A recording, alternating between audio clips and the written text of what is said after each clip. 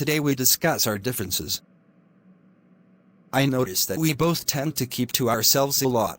I'm an introvert, but I've heard that you identify as having a schizoid personality. And I'm curious about our differences. Yes, I identify as schizoid. And I can explain some of the differences between our personality types. Firstly, you should know that I'm also an introvert. Interesting. Introversion is a core trait of a schizoid personality, according to Harry Guntrip, a well-respected schizoid psychologist. I see.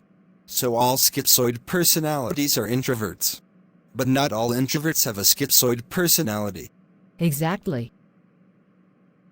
One major difference is that while introverts tend to enjoy solitude and can also find socializing draining, schizoids actually prefer to be alone, and generally lack the motivation to initiate or seek out social interactions with others. Ah, I see. That makes sense. I appreciate my alone time, and I need to recharge after social interactions.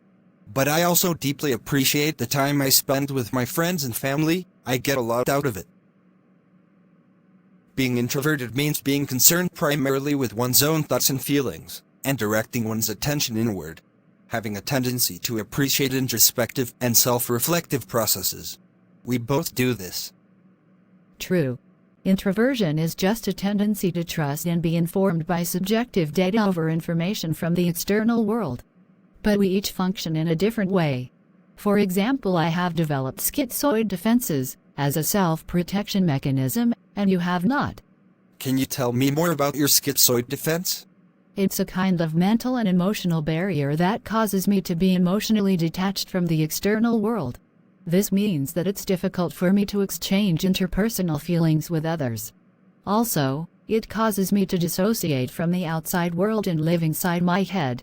So I tend to value thoughts, ideas and daydreams over emotional connection with others. Must be hard to form relationships because of that. Exactly. I also tend to think deeply about things and spend a lot of time reflecting on my experiences. But I also feel like I'm in touch with my emotions and I can express them when I need to. Yes, that's a key distinction. For schizoids, it can be a real challenge to connect with others and form meaningful relationships, because we often have difficulty expressing our emotions or even recognizing them in the first place. We especially find it difficult to express anger or tender feelings to others. Wow. I couldn't imagine finding it hard to express anger. It's normal for us. Being a non-schizoid introvert, you will be more in touch with the depth and variety of your emotion.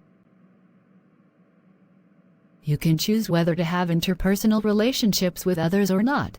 You can choose whether you want to express your emotions to others or not, and you can choose when you want to be in your head and when you want to engage your attention on the external world, without experiencing dissociation issues. These are things that I'm internally obstructed from doing freely. And I haven't even started on the empty core that many of us schizoids tend to experience. I've heard of the empty core. It means that many schizoids feel a void inside of themselves. There's more to it than that. But yeah, you can now see that there are a lot of deep-rooted issues associated with having a schizoid personality. It's a lot. There's more than this. But I think we've covered the main differences between schizoid personality and a neurotypical introvert. For sure. I think we've given the viewers a good overview of our key differences.